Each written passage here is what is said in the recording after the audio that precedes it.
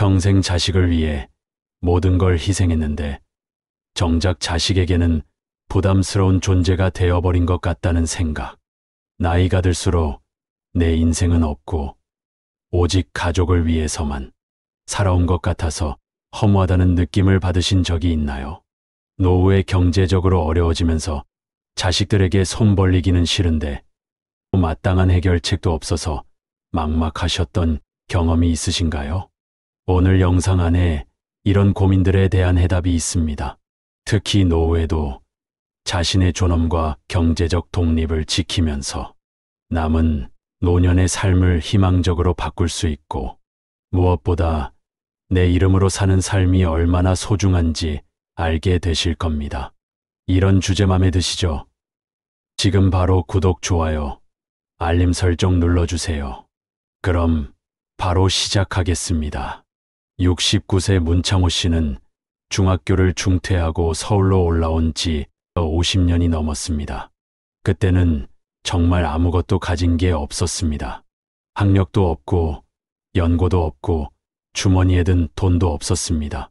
가난을 벗어나기 위해 오토바이 수리 기술을 배우기 시작했습니다. 기술을 배우는 동안에는 남의 밑에서 일했습니다. 손에 기름때가 끼고 등이 아파도 참으며 새벽부터 밤늦게까지 일하며 그렇게 몇 년을 버텼습니다. 드디어 자신만의 작은 오토바이 수리점을 열었습니다.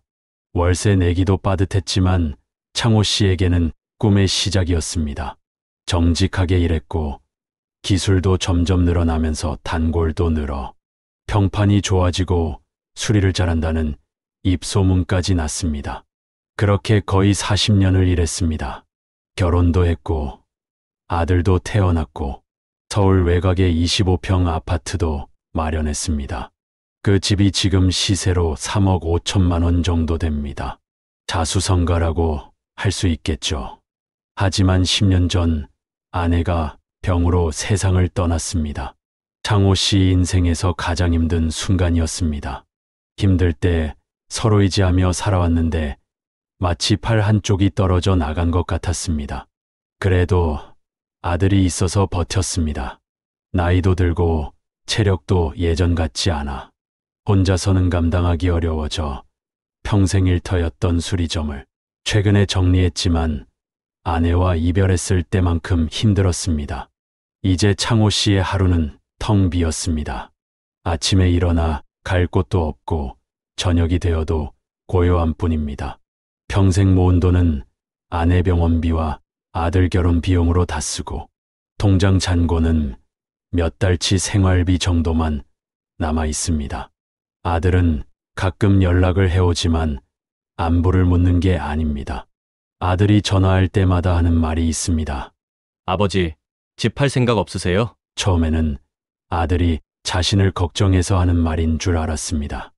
혼자 사는 게 외롭고 힘들 테니까 작은 집으로 이사 가라는 뜻인 줄 알았습니다. 하지만 점점 아들의 진짜 속마음을 알게 되었습니다. 결혼하고 아이가 생기니까 돈이 많이 들어가네요. 대출도 있고 생활비도 빠듯합니다. 그래서 아버지의 집을 팔아서 현금을 만들고 싶어 하는 것이었습니다. 냉정하게 들릴 수도 있겠지만 살아있는 사람한테 팔라고 하지 마라. 창호 씨의 진심이었습니다. 자신이 살아있는 동안에는 자신의 집이라는 뜻이었습니다. 그런 대화를 나눈 후에는 며칠씩 우울해집니다. 이럴 때마다 자신의 인생이 정말 어땠는지 과거를 떠올립니다. 학력도 없이 백도 없이 서울에 와서 맨손으로 시작했습니다. 오토바이 기름 냄새가 온몸에 벨 때까지 일했습니다. 손톱 밑에 기름때가 끼고 작업복이 새까맣게 더러워져도 내 가게 하나 차리겠다는 목표로 참고 참았습니다. 그렇게 해서 작은 가게 하나 차렸고 쉬는 날 없이 일했습니다. 결혼하고 나서는 아내와 아들을 위해 더 열심히 일했습니다. 새벽 6시에 가게 문을 열고 밤 10시가 넘어서야 집에 들어갔습니다. 그렇게 해서 지금 사는 집을 사게 되었습니다. 좁은 집에서 전세로 살다가 드디어 내 집을 마련하니 25평짜리 아파트였지만 창호 씨에게는 궁전 같았습니다. 그날 밤에는 너무 기뻐 잠을 못 이룰 정도였습니다. 아들이 자라면서 학원비, 과외비, 대학 등록금까지 더 많은 돈이 필요했지만 아들을 위해서라면 뭐든지 했습니다. 자신은 낡은 옷을 입고 외식 한 번 안 해도 아들에게는 좋은 것만 해주었습니다. 아들이 대학을 졸업하고 취업을 했을 때 정말 뿌듯했습니다. 자신은 중학교도 제대로 나오지 못했지만 아들은 대학까지 나와서 괜찮은 회사에 들어갔기 때문입니다. 그 모든 게 자신이 평생 고생해서 이룬 결과라고 생각했습니다. 아들이 결혼 준비를 할 때도 마찬가지였습니다. 결혼식 비용, 신혼집 전세금까지 모든 걸 창호 씨가 대줬습니다. 그러느라 자신이 모아둔 돈은 거의 다 써버렸습니다. 아들이 행복하면 충분하기에 후회하지 않았습니다. 그런데 아들이 결혼하고 나서부터 조금씩 달라지기 시작했습니다. 전화도 뜸해졌고 집에 오는 것도 줄어들었습니다. 명절에나 한 번씩 얼굴을 비추는 정도였지만 그마저도 아내 눈치를 보면서 일찍 가버렸습니다. 자신도 젊을 때는 부모님께 자주 안부를 드리지 못했다고 창호 씨는 이해하려고 노력했습니다. 하지만 마음 한편으로는 서운했습니다. 특히 아내가 암 진단을 받았을 때가 가장 힘들었습니다. 수술비, 항암 치료비, 간병비까지 천문학적인 돈이 들어갔습니다. 오토바이 수리점 수입만으로는 감당하기 어려워 아들에게 도움을 요청했던 적이 있었습니다. 하지만 아들은 자신도 아이 키우는데 돈도 많이 들어가고 대출까지 있어서 어렵다고 했습니다. 창호 씨는 그때부터 혼자 감당하기로 마음먹었습니다. 밤늦게까지 일하고 주말에도 쉬지 않았습니다. 몸이 아파도 병원에 가지 않았습니다. 그 돈이라도 아껴서 아내 치료비에 보태려고 했습니다. 하지만 아내는 결국 세상을 떠났습니다. 10년 전 가을이었습니다. 단풍이 예쁘게 물든 날이었는데 창호 씨에게는 온통 잿빛이었습니다. 평생 함께 살아온 동반자를 잃은 슬픔은 말로 표현할 수 없었습니다. 장례식 때 아들이 울 때만큼은 예전의 아들 같았습니다. 하지만 장례식이 끝나고 나니까 또 예전처럼 연락이 뜸해졌습니다. 혼자 남은 아버지보다는 자신이 가정이 더 중요한 것 같았습니다. 그 이후 창호 씨는 정말 많이 외로웠습니다. 집에 돌아와도 아무도 없었습니다. 저녁을 혼자 먹고 텔레비전을 혼자 보고 혼자 잠들었습니다. 가끔 아내와 나눴던 대화가 그리워 혼잣말을 하기도 했습니다. 그렇게 몇 년을 보내다가 결국 오토바이 수리점을 정리하게 되었습니다. 나이가 들면서 체력이 예전 같지 않았습니다. 무거운 오토바이를 들어 올리기도 힘들어졌고 작은 부품을 다루는 섬세한 작업도 시력 때문에 어려워졌습니다. 무엇보다 손님이 줄어들면서 수입도 줄어들어 가게 운영도 어려워졌습니다. 적자가 계속 쌓여 더 이상 버틸 수 없다고 판단해서 가게를 정리하게 된 것입니다. 가게 문을 마지막으로 잠글 때는 정말 많은 생각이 들었습니다. 청춘을 다 바쳐서 일했던 곳이었습니다. 가족을 먹여 살리고 집도 사고 아들도 키운 터전이었습니다. 그런데 가게를 정리하고 나니까 할 일이 없어졌습니다. 평생 아침 6시에 일어나서 가게에 나가는 게 일상이었는데 갑자기 그럴 필요가 없어진 것입니다. 시간은 너무도 천천히 흘렀고 아침에 눈을 떠도 갈 곳이 없었습니다. 통장을 확인해 보니 몇 달치 생활비밖에 남지 않았습니다. 가게 정리하면서 미수금도 못 받은 게 많았고 마지막까지 적자를 메우느라 저축해둔 돈까지 써버렸습니다. 한 달에 30만 원 정도 받는 국민연금으로는 빠듯했습니다. 관리비, 전기료, 가스비에 식비까지 하면 한 달에 최소 80만 원은 들어갑니다. 병원비나 약값도 있고 가끔 고장나는 가전제품 수리비나 교체비도 필요합니다. 국민연금만으로는 턱없이 부족했습니다. 그런 어려운 상황에서 아들에게서 또 전화가 왔습니다. 아버지, 정말 집 팔 생각 없으세요? 이번에는 좀 더 직접적이었습니다. 아들도 요즘 경제가 어려워서 힘들다고 했습니다. 대출 이자도 많이 오르고 아이 교육비도 많이 들어 부담이 크다고 했습니다. 창호 씨는 아들의 사정을 모르는 바는 아니었지만 그렇다고 해서 자신이 살 곳까지 내줄 수는 없었습니다. 내가 죽고 나면 내 거야. 그때까지는 기다려라. 창호 씨는 단호했습니다. 그 집은 창호 씨에게 마지막 남은 안식처였기 때문이었습니다. 그런 대화를 나눌 때마다 창호 씨는 깊은 허탈감을 느꼈습니다. 평생 자식을 위해 살아왔는데 결국 자식에게는 부담스러운 존재가 되어버린 것 같았습니다. 자식 잘 되라고 모든 걸 희생했는데 정작 자식은 자신보다 집이 더 중요한 것 같았습니다. 혼자 앉아서 이런 생각을 하면 눈물이 났습니다. 내 인생이 뭐였나 싶었습니다. 학력도 없고 배경도 없이 서울에 와서 맨손으로 시작했습니다. 자신이 어려서 아버지의 사랑을 제대로 받지 못했기 때문에 아들에게는 부족함 없이 해주는 좋은 아버지가 되고 싶었습니다. 학부모 상담날에 선생님이 아들을 칭찬하면 가슴이 벅찼습니다. 중학교도 제대로 나오지 못한 자신의 아들이 공부를 잘한다는 게 너무 자랑스러웠습니다. 대학 입학할 때는 기쁨의 눈물을 펑펑 쏟았습니다. 자신은 평생 이루지 못한 꿈을 아들이 대신 이뤄준 것 같았습니다. 아들 뒷바라지 하느라 자신의 노후 준비는 전혀 하지 못했지만 후회하지 않았습니다. 아들이 잘 되는 게 자신의 기쁨이었기 때문에 행복했습니다. 하지만 이제는 다릅니다. 아들에게 창호 씨는 더 이상 의지할 수 있는 아버지가 아니라 부담스러운 존재가 되어버렸고 아버지의 집을 자신의 것으로 여기는 것 같았습니다. 그 집을 처분해서 현금을 만들고 싶어 했습니다.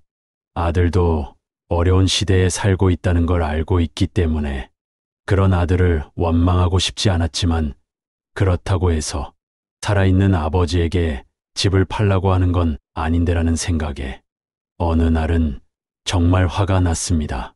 자식을 위해 평생을 바쳤는데 고작 결과가 이거였다는 것에 자신이 너무 바보 같다는 복잡한 감정들이 마음속에서 뒤엉켜 있을 때였습니다. 우연히 주민센터에 일이 있어서 갔다가 주택연금 상담 팸플릿을 보게 되었습니다. 처음에는 그냥 지나쳤는데 뭔가 눈에 들어왔습니다.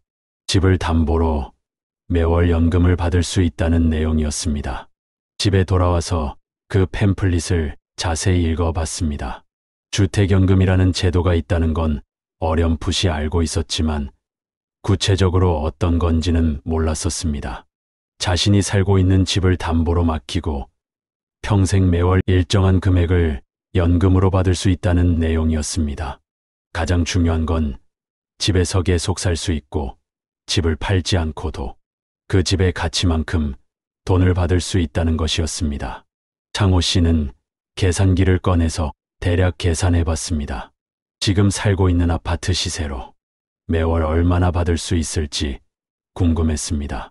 다음 날 바로 동주민센터에 가서 자세한 상담을 받았습니다. 담당 공무원이 친절하게 설명해 줬습니다. 창호 씨의 나이와 집 시세를 고려하면 매월 약 130만 원 정도를 받을 수 있다고 했습니다. 국민연금 30만 원과 합치면 한 달에 160만 원 정도의 수입이 생긴다는 사실에 깜짝 놀랐습니다. 지금까지 한 달에 30만 원으로 쪼들리며 살았는데 갑자기 160만 원이 생긴다는 게 믿어지지 않았습니다. 그 정도면 넉넉하지는 않아도 편안하게 살 수 있을 것 같았습니다. 병원도 제대로 다닐 수 있고 가끔 외식도 가능할 것 같았습니다. 주택연금을 받으면 집의 소유권은 그대로 있지만 매월 받은 연금과 이자를 모두 나중에 정산해야 한다고 했습니다. 결국 아들에게 남겨줄 유산이 줄어드는 것이었습니다. 며칠 동안 고민했습니다. 아들한테 물어볼까도 생각했지만 아들은 자신의 유산이 줄어든다고 분명히 반대할 것이었습니다. 그런데 문득 이런 생각이 들었습니다. 나도 내 돈을 쓸 권리가 있지 않을까? 평생 자신을 위해 돈을 써본 적이 거의 없었습니다. 맛있는 음식, 해외여행, 폼나는 옷도 사고 싶었지만 모든 걸 참으며 아들을 위해서만 살았습니다. 그런데 이제 와서 보니 아들은 자신보다 집이 더 중요한 것 같았습니다. 아버지가 어떻게 사는지, 힘들어하는지는 관심이 없고 오직 그 집을 언제 처분할 수 있는지만 궁금해했습니다. 그런 아들을 위해 자신이 계속 쪼들리며 살아야 하나 싶었습니다.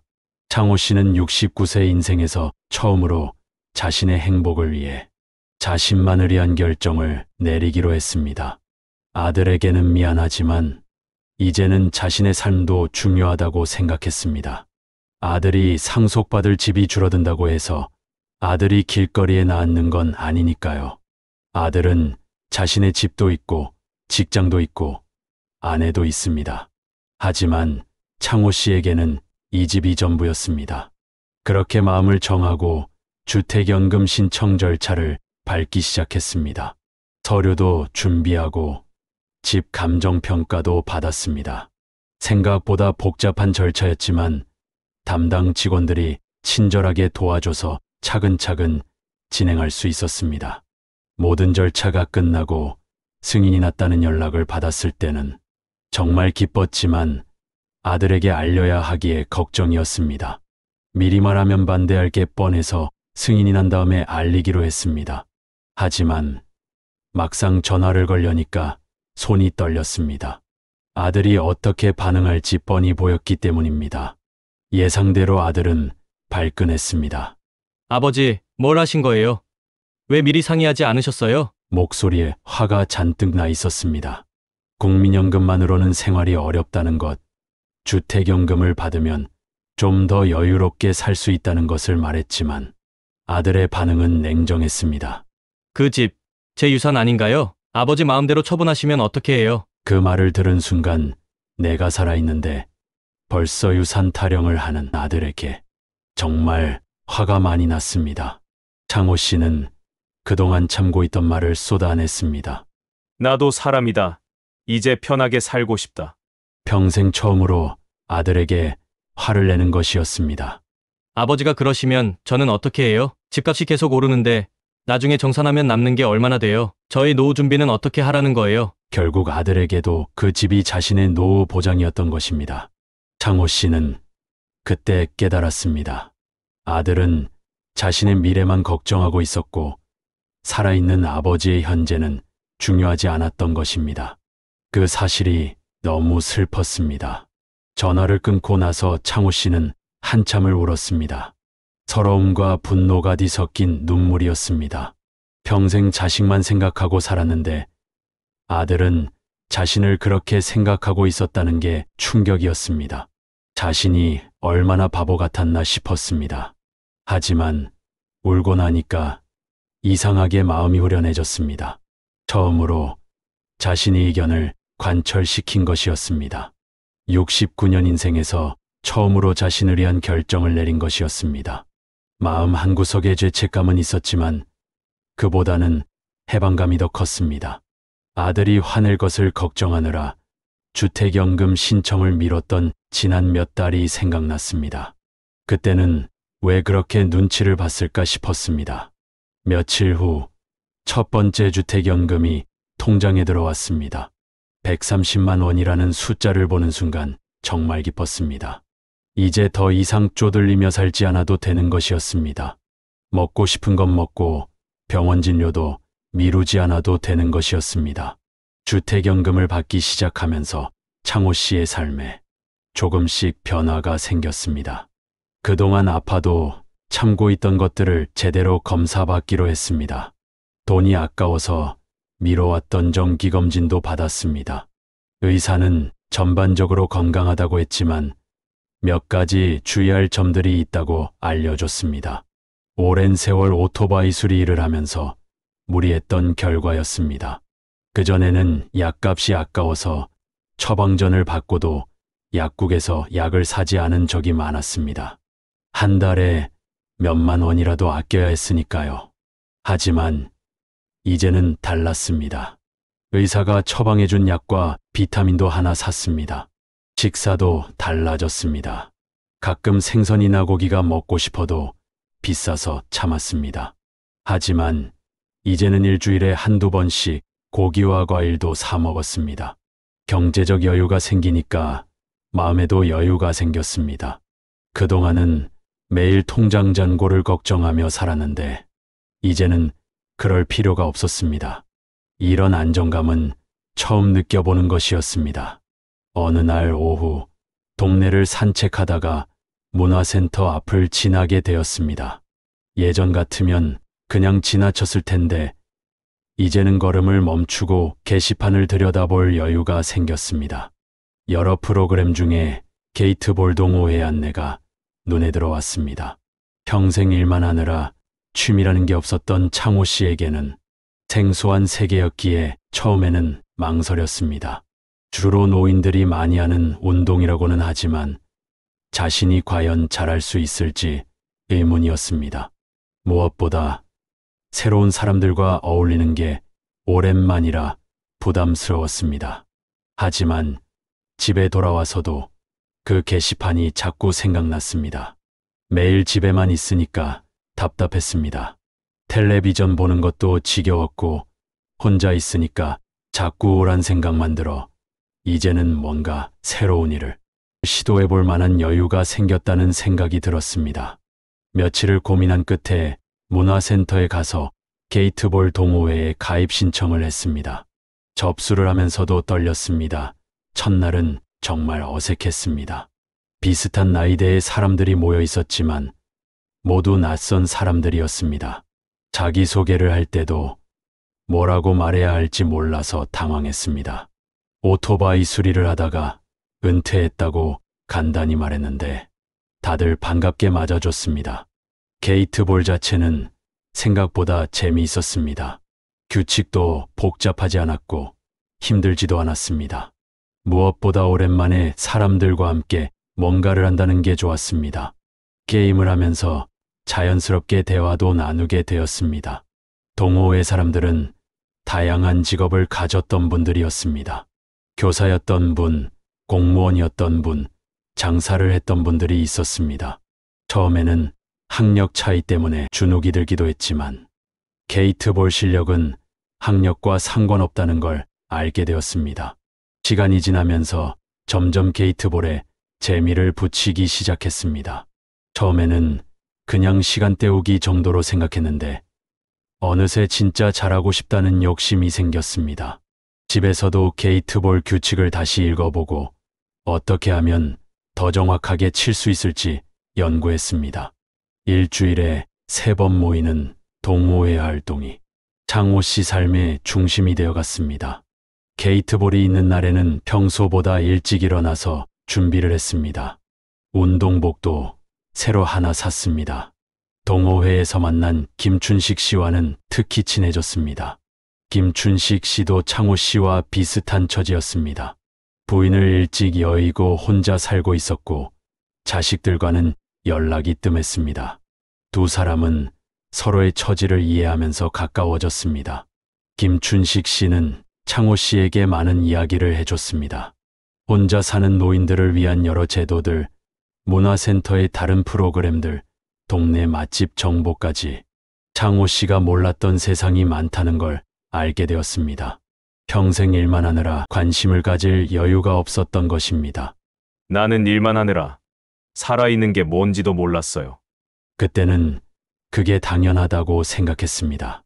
가족을 책임지는 가장으로서 당연한 일이라고 여겼습니다. 인생에서 즐길 수 있는 것들을 모두 포기하고 살았다는 것이 이제 와서 생각해보니 너무 아까웠습니다. 게이트볼을 시작한 지 3달 정도 지나면서 창호 씨는 표정도 밝아졌고 걸음걸이도 가벼워졌습니다. 무엇보다 웃는 일이 많아졌습니다. 아들과는 여전히 연락이 뜸했습니다. 주택연금 문제로 크게 다툰 이후 서로 연락을 잘하지 않았습니다. 처음에는 서운했지만 시간이 지나면서 오히려 편해졌습니다. 아들 눈치를 보지 않아도 되니 마음이 자유로워졌습니다. 가끔 아들이 연락을 해올 때는 대부분 뭔가 부탁할 일이 있을 때였습니다. 어느 날은 손주를 하루만 봐달라고 전화를 걸어왔습니다. 예전 같으면 당연히 좋다고 했을 것이지만 이제는 나 챙기기도 벅차다. 며 거절했습니다. 아들은 당황하는 것 같았습니다. 이런 식으로 거절하는 건 처음이었으니까요. 아버지, 저도 힘들어요. 나도 평생 힘들었어. 이제는 나부터 살란다. 이렇게 말을 하고 나니 뭔가 후련했습니다. 평생 처음으로 자신의 일정을 우선시한 것이었습니다. 그날은 마침 게이트볼 경기가 있는 날이었고 창호 씨는 그걸 포기하고 싶지 않았습니다. 자신에게도 이제 소중한 약속이 있다는 게 신기했습니다. 이 일을 계기로 아들도 서로 각자의 삶을 살아가는 게 자연스러운 일이라고 여기기 시작했습니다. 요즘 창호 씨는 매일 동네 공원을 산책합니다.